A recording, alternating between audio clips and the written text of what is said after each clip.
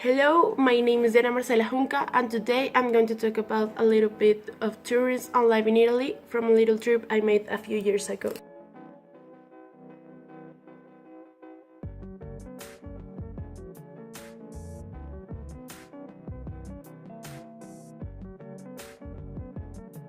A couple of years ago, my dad was working with a technology company whose main headquarters were in a beautiful town called Viano in Italy. Honestly, in Viano there's nothing to do. I was there for almost a week with my father's classmate, and while they were in meetings, the only thing that I could do was walk and enjoy the landscape.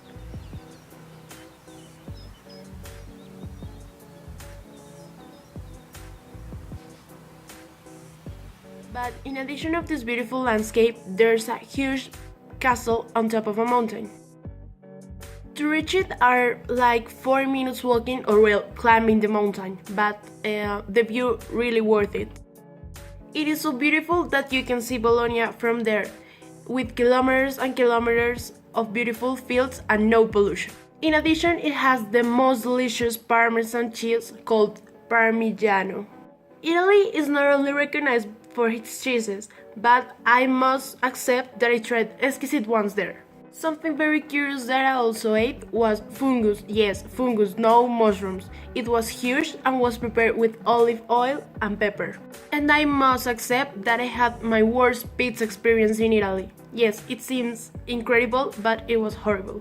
With all my expectations, I ordered the big pizza in the country of the pizza. With my little Italian, I thought I understood the menu and ordered a pizza called alla romana, which turned out to be sardine pizza. I really do not recommend it. I will never repeat that flavor and I don't want anyone to have it. Okay, but after a long week in which the only thing that could be done was to visit small restaurants and walk in the middle of the field, we took a van to Bologna, which was the closest town to Viano. That night we arrived, the streets were completely alone, but honestly it didn't feel insecure at all, so we went to a small restaurant run by Spanish people. There we ordered a dish prepared in a giant cheese. Maybe you have seen it on Instagram or Facebook, there's a lot of videos about it, but if you have never seen it before, I will explain it. The pasta, being so hot, instantly melts the cheese in which is poured. Please stop for a minute and imagine that.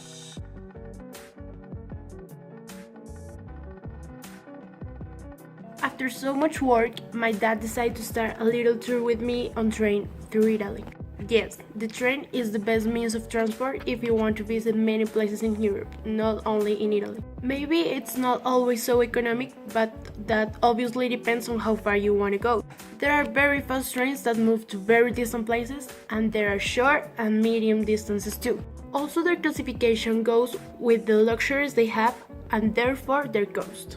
For example, for Venice from Bologna it is not so far, so the train we took was just comfortable and with basic services such as bathroom and chairs for everyone. On the other hand, the one we took to Rome had a bar, a cafe, more bathrooms, and classifications. It has executive and economy class. For that trip, I remember that for being so long, my dad decided to buy an executive class going there. I remember that they gave us food, drinks, and my dad even ordered a delicious wine. However, for the return, I remember it was almost a chaos because stupid people are all over around the world. Some people were sitting where they shouldn't, other people didn't let us pass. Well, when we finally found our places, for obvious reasons on those trains, you have to sleep after a long day of walking. Likewise, there are small trains that cover much shorter routes. For example, there is a small town, little known, very similar to the walled city of Cartagena, very close to Pisa. It's called Lucca, but I will talk about it in a while. I think we all know a little bit about Pisa, at least because of its Leaning Tower. Well, the fact is that for being so close, a small train, more like a subway, and with extremely simple stations is more than enough. But that's because the trip doesn't last more than 20 or 30 minutes. Now, going back to Lucca, because about Pisa I guess you know a little more.